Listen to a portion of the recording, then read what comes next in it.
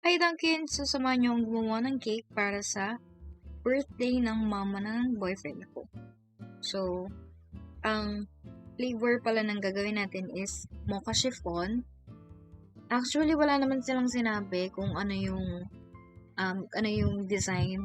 Pero ang sinabi lang nila is mocha. So, ako lang nag-design ng kung ano-ano dyan. Pero, yung, tawag doon, pero sige, basta yun. Yung flower, basta makikita niyo mamaya, i-explain ko na lang. So, yan, ginagawa ko na is, nag-fill na ako ng pang icing. Sa gilid, sa top, ganyan. So, makikita nyo kanina, hindi pantay yung cake, di ba? Naiinis din rin ako. Kaya mag-alala, hindi lang kayo. Basta hindi siya pantay, binantay ko na lang siya dyan sa icing para, maging aesthetic siyang tingnan. Wala, ganun. Tapos yan, sobrang laking achievement kasi 4 cakes na yung nagagawa ko. Pero ito yung pinakamatinong napakinis kong cake. So, nasa huwisyo pa ako nito. So, dapat hindi ko siya lalagyan ng ganyan na puti. Pero, kainis, nung chinil ko siya kasi muna eh. Chinil ko siya, tapos yung plastic ng piping bag, dumikit doon yung pagkasara ko ng ref. Dumikit siya dyan. Kaya sabi ko, lagyan ko na lang ng ganito para hindi halata. Kaya ganyan na nangyari, pero okay lang din naman. Naging mas maganda siyang tingnan.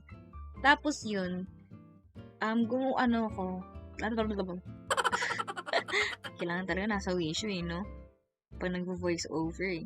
Basta yaan, naglagay na ako ng gold flakes dyan. Sa top edge ng cake. Yan. Tapos, ayan.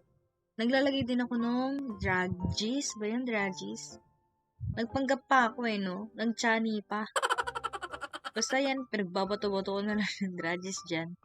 Tapos, ayan, yan yung sinasabi kong flower. Yung boyfriend ko mismo yung pumili niyan.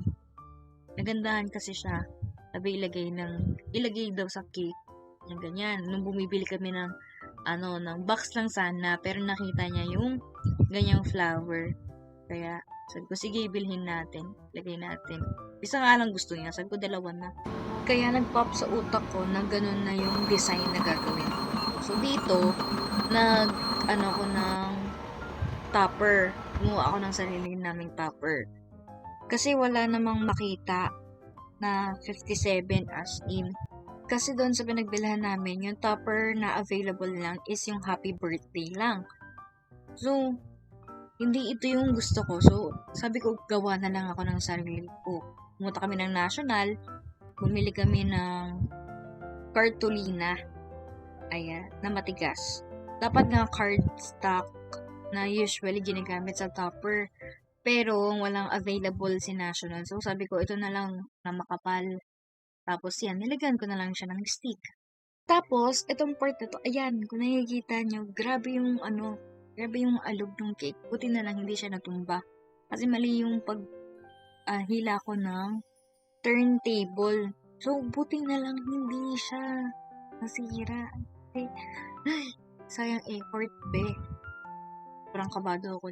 So, yan, nilalagay ko na yung topper na yan. Nagkamali pa nga ako eh. Ayan, hindi ko siya nagustuhan. So, iniba ko yung pwesto niya. Tapos, dun sa pinagtusukan, nilagyan ko na lang ng draggies para hindi halata. So, ayan. Naging maganda naman ang kinalabasan ng ating cake. Sana ma-videoan ko yung pagbigay ng cake sa mama nila. Sana. I-insert ko na lang din dito. At ayun na nga, problemado pa kami na hindi ito kasya dun sa top box namin. Kaya ayan, todo adjust ang lola niyo, ayan. Kaya binawasan namin yung extender ng box. Binuksan namin ulit siya. Dapat nga itataksi namin to, pero naisip namin na masyado kami mapapamahal, itataksi namin. Kaya pinush na lang namin na i-motor na lang, ipagkasyahin na lang sa top box. Tapos ayan, yung madadaanan namin, may ganyan.